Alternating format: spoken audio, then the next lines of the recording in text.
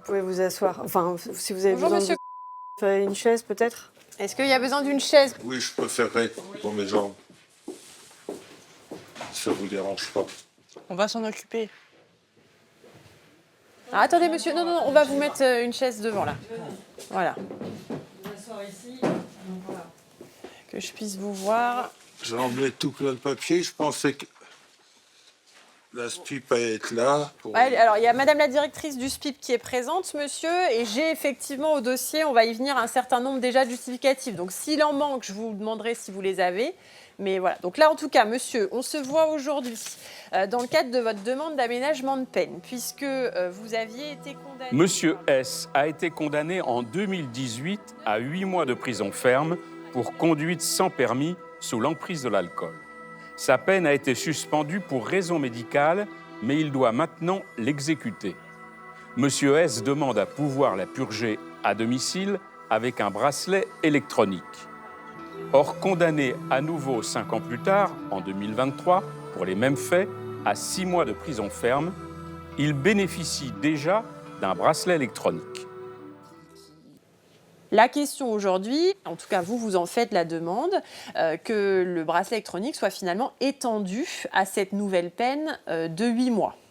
Oui. C'est bien votre demande aujourd'hui. Oui.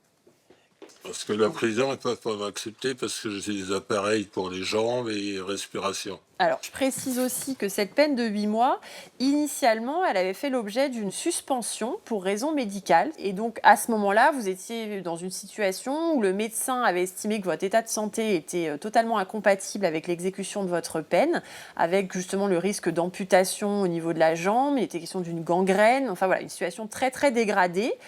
Situation qui, malgré tout, n'a pas empêché les faits qui vous valent aujourd'hui le bracelet électronique. Donc, la question était celle quand même des soins, et c'est aussi pour ça que ce dossier il a été orienté en audience aujourd'hui, de se dire un bracelet électronique pour faire quoi, sachant qu'il y a une problématique addictive à l'alcool qui se pose, qui s'est posée depuis quelques années déjà, et que pendant un temps en tout cas, il n'y avait pas de sérieuse démarche de soins. La situation semble toutefois avoir changé récemment, puisque depuis le début d'année, vous avez pu transmettre des justificatifs concernant une prise en charge, notamment un rendez-vous le 30 janvier, le 2 février. Il y avait eu une cure mi-février, mais vous avez de vous-même stoppé cette cure parce que, il était notamment question du fait que vous ne pouviez pas fumer comme vous le souhaitiez. Voilà, parce qu'au premier, au rez-de-chaussée, à vos urgences, avec le docteur, on avait même fumé une cigarette dehors, parce qu'il fumait une cigarette électronique. Et au 4e étage, j'ai eu une infirmière qui m'a dit ah non, vous n'avez pas le droit. Il y a des règles. Quand on est effectivement dans un centre de cure, il faut aussi s'y soumettre. La question, c'est qu'est-ce que vous mettez en priorité? Est-ce que c'est le soin et justement vous sevrez, aller mieux par rapport à cette problématique? Pour l'alcool. Oui, pour l'alcool, ou d'autres choses que vous mettez en avant. Et c'est vrai que la question aujourd'hui, c'est ça, c'est votre réelle volonté de mettre en place des soins dans la durée. Votre compagne, d'ailleurs, a quitté le domicile que vous occupiez en commun, en vous mettant un peu aussi au pied du mur, en disant c'est moi ou l'alcool, mais il va falloir choisir. Voilà, donc... Elle m'a dit, si tu fais une cure, je reviens. Donc, est-ce que là, il y a des nouvelles démarches pour une cure, monsieur? Oui. J'ai demandé ici pour avoir une cure. D'accord, mais est-ce que vous serez en capacité ou est-ce que vous aurez la volonté de dépasser justement les contraintes qu'il peut y avoir? Voilà, il n'y a peut-être pas le droit de fumer quand vous souhaitez, vous n'avez peut-être pas le droit de sortir quand vous souhaitez. Est-ce que vous serez prêt à dépasser ça, ces contraintes-là, pour vraiment... C'est juste pour fumer ma clope tranquille. Poser mon cul dehors, fumer ma clope. Ouais, mais si on vous dit non, c'est pas possible, est-ce que vous allez à nouveau partir de la cure ou est-ce que vous êtes prêt à faire quelques sacrifices pour définitivement tourner la page de l'alcool? Si. Parce que ce qui préoccupe l'autorité judiciaire, c'est ça, c'est derrière ces alcoolisations, c'est les infractions que vous êtes susceptible de commettre.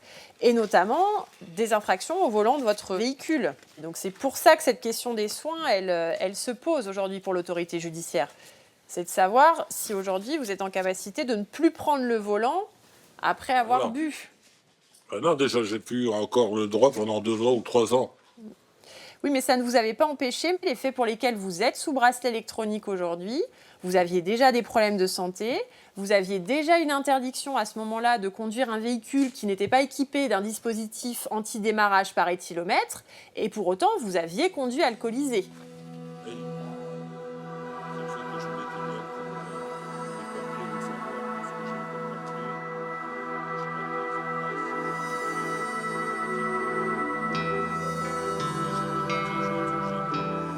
Donc les contraintes judiciaires, vous ne les respectez pas complètement, ou en tout cas, elles ne semblent pas complètement suffisantes aujourd'hui. Je croyais que c'était fini la cigarette anti-démarrage. Je croyais que c'était fini, moi. Et c'était pas fini. Mais même si c'était fini, monsieur, il ne faut pas conduire alcoolisé. Oui. Point. Ah oui, non, mais là, oui, tout est en cours. Est-ce qu'il y a eu de nouveaux rendez-vous en addictologie? Oui, Oui. là, voilà, je la vois le 17 mai à 11h30. D'accord, c'est dans le cadre de votre suivi au SPIP. Voilà. J'ai emmené aussi manger de commerce. Voilà, j'ai emmené mon riz. Là, vous avez amené des justificatifs. Ouais, j'ai emmené Madame la mon directrice, cabis. est-ce que je peux vous demander de prendre les dos? Donnez votre pochette, monsieur, à Madame la directrice du SPIP, et on va faire circuler les documents. Il y a tout là, monsieur? Il y a aussi les soins, les rendez-vous? Ah, il doit y avoir les impôts aussi dedans, que je paye énormément. Il y a des analyses sanguines, la pièce d'identité, justificatif de scanner. Tous mes rendez-vous sont pris. Hein. Bon. Là, vos consommations, elles sont de quel ordre? Parce que votre médecin avait pu faire une attestation comme quoi il y avait aussi un vrai manque physique, c'est-à-dire que quand vous ne buvez pas, il pouvait y avoir des tremblements, enfin voilà, des choses. Ouais, je tremble. Vous consommez Alors, comment là aujourd'hui? Honnêtement, un petit flash de vodka par jour. Qu'avant, c'était une bouteille et demie. S'il vous est accordé cet aménagement, ça va être essentiellement pour vous soigner, et vous soigner, alors certes pour vos soucis de santé, mais pour l'alcool. Oui. Hein, donc il va falloir s'astreindre à un suivi régulier. C'est pour l'alcool, mais comme je vous le disais, je veux avoir un local où que je peux fumer. Alors ça ne relève pas de la compétence de l'autorité judiciaire, mais ce que je veux dire, c'est que, voilà, à un moment donné, il va falloir choisir entre réellement vous soigner, ce qui supposera peut-être quelques contraintes par rapport au droit de fumer, ou alors ne pas vous soigner par rapport à l'alcool, mais là de vous mettre en difficulté à la fois sur le plan de la santé, mais aussi sur le plan de vos obligations judiciaires. Oh oui. Parce qu'il y a une obligation de soins aussi dans le cadre du sursis probatoire. Hein. Est-ce qu'il y a des questions, Madame la directrice, à monsieur, Pas de questions. monsieur le procureur? Pas de question, Madame la Présidente, si ce n'est observer là encore que monsieur a une condamnation en cours. Hein. Vous avez été condamné, c'était pour des faits de l'été dernier. Ouais. Conduite sous l'empire en état d'ivresse manifeste Ouais, j'ai fait et dégradation. 2 kilomètres. Voilà. Voilà, j'ai fait Alors 2 il a eu une peine d'amende, mais c'était quand même des faits qui ont été commis pendant le sursis probatoire. Vous avez une problématique avec l'alcool. Vous Oui. reconnaissez que vous consommez encore un flash de vodka tous les jours.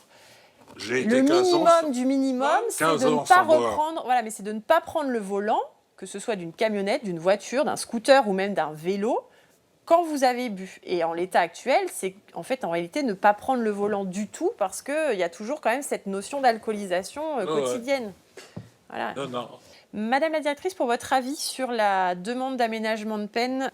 Donc effectivement, monsieur est réceptif dans son suivi.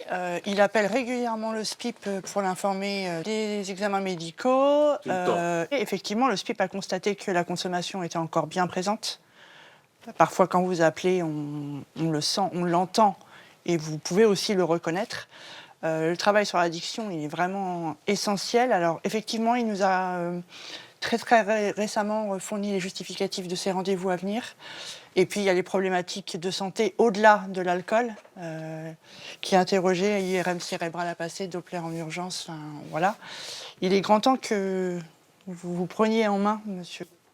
Ah oui, non. Et que, J'ai décidé de... et que vraiment, sur l'addiction, vous fassiez un grand travail.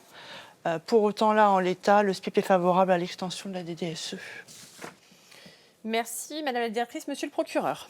Oui, Madame la Présidente, je le dis tout de suite, hein, j'ai un avis plutôt défavorable à cette extension. D'abord parce que, en termes de durée, Monsieur a déjà bénéficié de 6 mois de détention sous surveillance électronique. Là, on rajouterait 8 mois. Tout de même, dans l'esprit de la loi qui limite les possibilités d'aménagement à 1 an d'emprisonnement, là, on les dépasse et on les dépasse d'au moins 2 mois. En plus, enfin, il a quand même eu une condamnation pour des faits commis pendant un sursis probatoire, pendant l'encadrement judiciaire. C'est la raison pour laquelle, pour l'ensemble de ces éléments, je suis défavorable à la demande d'aménagement de peine. Merci, monsieur le procureur. Monsieur, vous souhaitez ajouter quelque chose qui n'aurait pas été dit? Ajouter que m'a dit que si je me tenais droit pendant les 2 mois et les revivre à la maison. D'accord. Donc ça, c'est une motivation pour vous, que votre compagne revienne au domicile. Voilà. Très bien, monsieur. La décision, elle sera rendue le 6 mai prochain. D'accord? Elle vous sera envoyée par courrier recommandé avec accusé de réception. D'accord. Vous pouvez disposer, monsieur. On va vous redonner vos justificatifs. Ce sera tout pour aujourd'hui. Au revoir, monsieur. Hop, là, c'est bon pour nous. Vous allez pouvoir y aller. On va vous rendre vos documents.